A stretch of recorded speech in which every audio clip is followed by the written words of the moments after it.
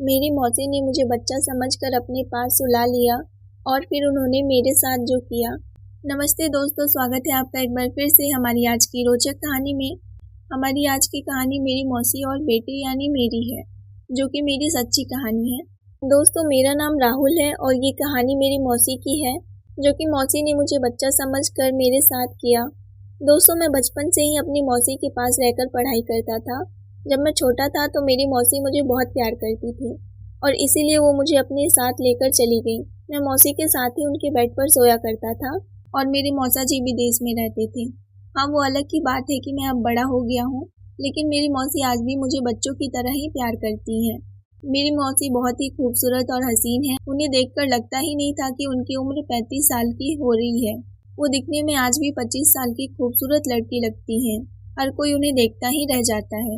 मेरी मौसी के साथ प्यार तब बढ़ गया जब हमारे घर पर रोज एक आदमी आया करता था। मैं समझ नहीं पा रहा था कि वो आदमी कौन है। जब भी वो मेरे घर पर आता तो मेरे और मेरी मौसी के लिए जरूर कुछ न कुछ लेकर ही आता था। उस टाइम मैं भी बच्चा था तो मैं भी बहुत खुश हो जाता था, लेकिन मुझे बाद में पता चला कि वो मौसी का बॉयफ्रेंड है और मौसी किसी और से प्यार करती है, लेकिन वो मौसा जी के साथ धोखा कर रही हैं। ये बात मुझे पता नहीं था। जब मुझे पता चला कि मौसी का बॉयफ्रेंड हमेशा घर पर आता है तो मुझे बहुत दुख हुआ। मैंने सोचा ये बात मैं मौसा जी को बता दूं, लेकिन फिर मैंने सोचा कि नहीं, मौसा जी अभी विदेश में जॉब कर रहे हैं और वो ये बात झेल नहीं पाएंगे। ये बात अभी उनको बताना ठीक नहीं है। फिर मैं सोचा अब मुझे ही कुछ करना पड़ेगा। एक दिन मौसी मुझे अपने पास सुलाई और उन्हें लगा कि मैं सो गया हूँ।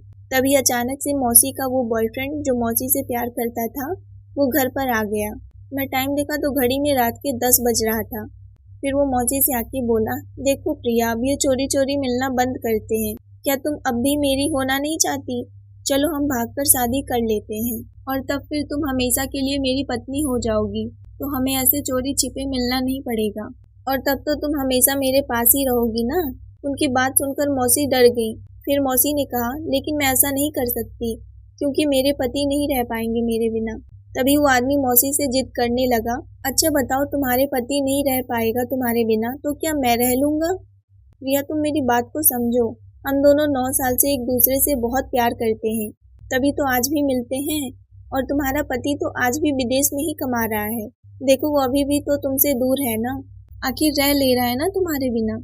जब मौसी ने फिर से उसे मना कर दिया तब वो आदमी गुस्सा गया और अपना असली रूप दिखा दिया। वो मौसी से कहने लगा, अच्छा ठीक है, मैं समझ गया कि तुम मुझसे इतने दिन से धोखा दे रही हो और तुमने मुझे प्यार किया ही नहीं, क्योंकि मैं तो तुम्हें शादी के बाद भी अपनी पत्नी बनाना चाहता हूँ और तुम साफ मना कर रही हो। मैं बिस्तर पर लेटा सब सुन रहा था। मुझे उस आदमी की नीयत अच्छी नहीं लग रही थी और कहीं मौसी उसके बहकावे में आकर कोई गलत फैसला ले ले। मैंने सोचा अब मुझे बोलना ही पड़ेगा। फिर क्या था, मैं उठा और बोला, जब मेरी मौसी मना कर रही है कि वो तुम्हारे साथ नहीं जा सकती और वो एक शादीशुदा औरत है, तो तुम्हें यहाँ आने की क्या जरूरत पड़ गई थी? वो आदमी इतने गुस्से में था कि उसने मेरी पूरी बात सुने बिना ही गुस्से में आकर मुझे एक थप्पड़ लगा दिया।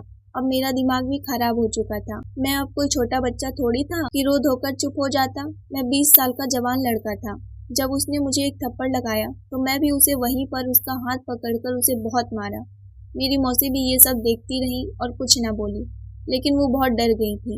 मेरी मौसी मुझे बहुत प्यार किया करती थी, इसीलिए जब उस आदमी ने मुझे मारा तो मेरी मौसी भी उस पर चिल्ला पड़ी और उस आदमी से बोली कि तुम अभी इसी वक्त मेरे घर से निकल जाओ और आज के बाद मुझे अपनी शकल मत दिखाना। वो आदमी चला गया और बोला, हाँ हाँ, तुम मेरी नहीं हो सकी तो अपने पति की भी नहीं हो सकती और तू इस बेटे की भी नहीं हो सकेगी।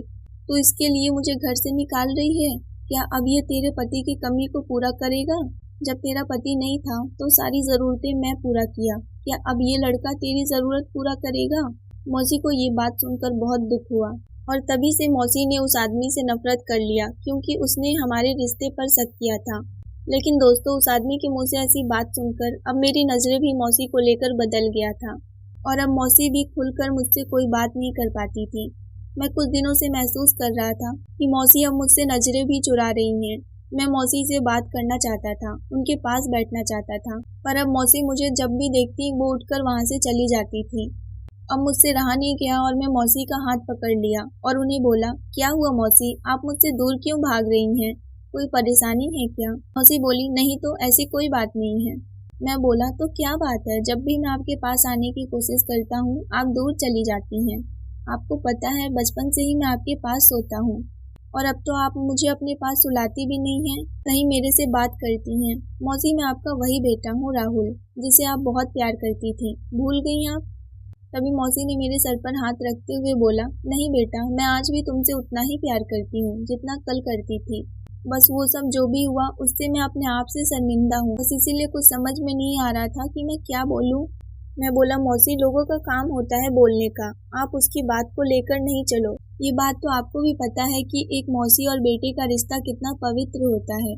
शायद ये बात वो आदमी भूल गया था।